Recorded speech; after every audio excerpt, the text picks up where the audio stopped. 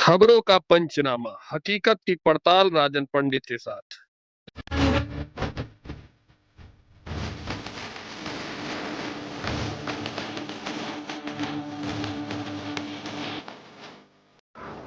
Hello दोस्तों, नमस्कार। मैं हूं राजन पंडित। आप सभी का स्वागत करता हूं अपने यूट्यूब चैनल पर। दिनांक 25 नवंबर 2025 को माननीय नरेंद्र मोदी जी के हाथों के द्वारा श्री राम मंदिर का ध्वजारोहण संपन्न हो गया और इसी के साथ राम मंदिर ने अपनी पूर्णता को भी स्वीकार कर लिया, अपनी पूर्णता में संपन्न हो गया, यानी राम मंदिर का निर्माण कार्य पूरा हो गया। इस ध्वज को जमीन से और अपने शिखर तक जाने में 3.5 मिनट का समय लगा, लेकिन ये इस ध्वज को जमीन से और शिखर तक पहुंचने में जितना कम समय लगा, इस घड़ी को, इस क्षण को प्राप्त करने में हिंदुओं को उतना ही लंबा सफर और उतना ही लंबा त्याग करना पड़ा, उतनी ही लंबी यात्रा तय करनी पड़ी।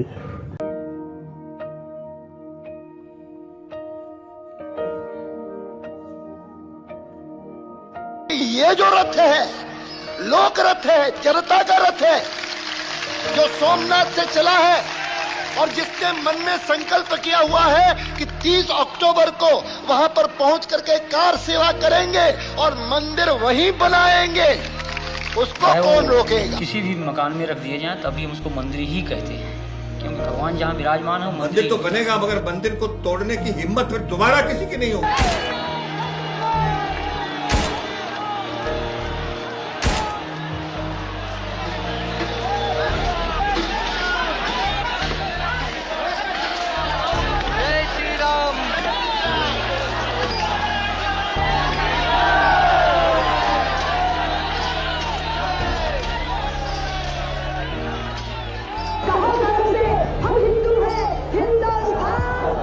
सचमुच में सुप्रीम कोर्ट ने हमें अधिकार दिया है कि हम कार सेवा करें। कार सेवा करके सर्वोच्च न्यायालय के निर्णय का सम्मान किया जाएगा, पर आचरण किया जाएगा।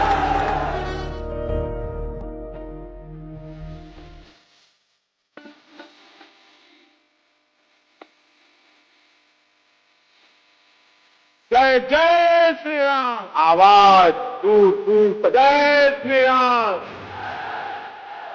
जय श्री राम। श्री राम लला भगवान की जय, जय सीताराम।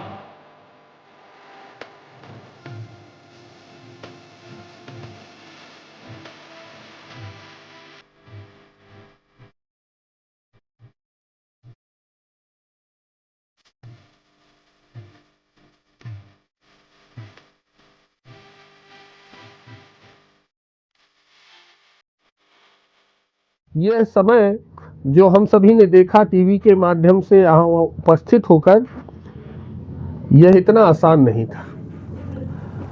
विपक्ष हो, दुनिया के कोई भी लोग हो जो कहते हैं कि यह सिर्फ कोर्ट के द्वारा बनवाया गया मंदिर है, कोर्ट के फैसले से बना है, सारी बातें सही हैं, लेकिन दुनिया का कोई हिंदू इस चीज़ को अस्वीकार नहीं कर सकता कि इस मंदिर के पीछे भारतीय जनता पार्टी, आरएसएस और विश्व हिंदू परिषद का एक बड़ा हाथ रहा है।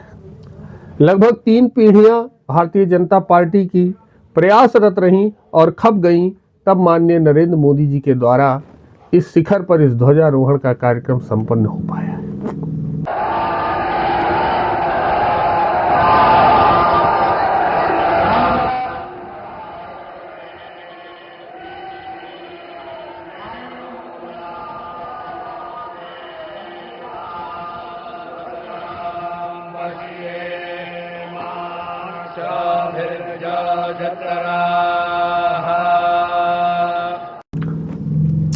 ध्वजारोहण के बाद भारत के कोने कोने से तमाम आवाज़ें आईं, तमाम विपक्षी लोगों ने अलग अलग बयान दिए।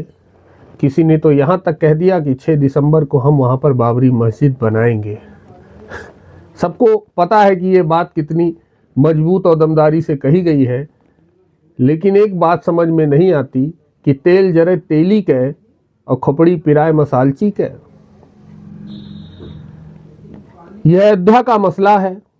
अयोध्या के ही 2 पक्ष इस मसले को वर्षों से लड़ते आ रहे थे कोर्ट में, एक इकबाल अंसारी जी थे जो मुस्लिम पक्ष की तरफ से पक्षकार थे, और निर्वाणी अखाड़ा विश्व हिंदू परिषद आरएसएस हनुमानगढ़ी ये हिंदू पक्ष था जो इस मुकदमे को लड़ रहा था। सुप्रीम कोर्ट ने मंदिर का फैसला दे दिया राम मंदिर के पक्ष में, तो विपक्ष में जो इकबाल अंसारी थे उन्होंने भी इसे सहर्ष स्वीकार कर लिया, उन्होंने इस पर कोई विवाद नहीं खड़ा किया। आज अयोध्या का कोई मुस्लिम इस पर कुछ भी विवाद नहीं खड़ा कर रहा है, कोई आरोप नहीं कर रहा है, सब खुश है, सब एक साथ चल रहे हैं। दोनों बार, चाहे वो 2024 का कार्यक्रम रहा हो चाहे 2025 का कार्यक्रम रहा हो, दोनों बार इकबाल अंसारी जी को भी आमंत्रण मिला था, वो पहुंचे भी थे। देखिए इकबाल अंसारी जी इस विषय पर क्या कह रहे हैं। मंदिर भगवान राम का बना और झंडारोहण माननीय प्रधानमंत्री जी के हाथों से हुआ, ये भी जो है बहुत शुभ रहा। ऐसी घड़ी जो है बार बार नहीं आती। आज का दिन देश के लिए, अयोध्या वासियों के लिए, और जितने लोग वहाँ लोग आए थे मेहमान बन के, वो भगवान का दर्शन भी आज किए, झंडारोहण में भी जो है शामिल हुए। एक खुशी की लहर थी कि अयोध्या में भगवान राम का मंदिर बन के तैयार हो गया है, और सब धर्म के, सब जात के लोग बुलाए गए थे, कहीं कोई भेदभाव नहीं। हम भी गए थे, हम भी खुश हैं। तो महाराज मेरा पूछना खाली इतना है कि जब दर्द उनको नहीं है, मुस्लिमों को जो अयोध्या में रह रहे हैं, जिन्होंने वर्षों तक इस पक्ष की लड़ाई लड़ी है, अपने जेब से खर्चे से इस केस को लड़ा है, जब वो सहर्ष स्वीकार कर ले रहे हैं, तो ये समाजवादी पार्टी, तृणमूल कांग्रेस वाले, इनकी काहे फट रही है इतना ज़्यादा कि राम मंदिर क्यों बन गया, वहाँ ध्वजारोहण क्यों हो गया।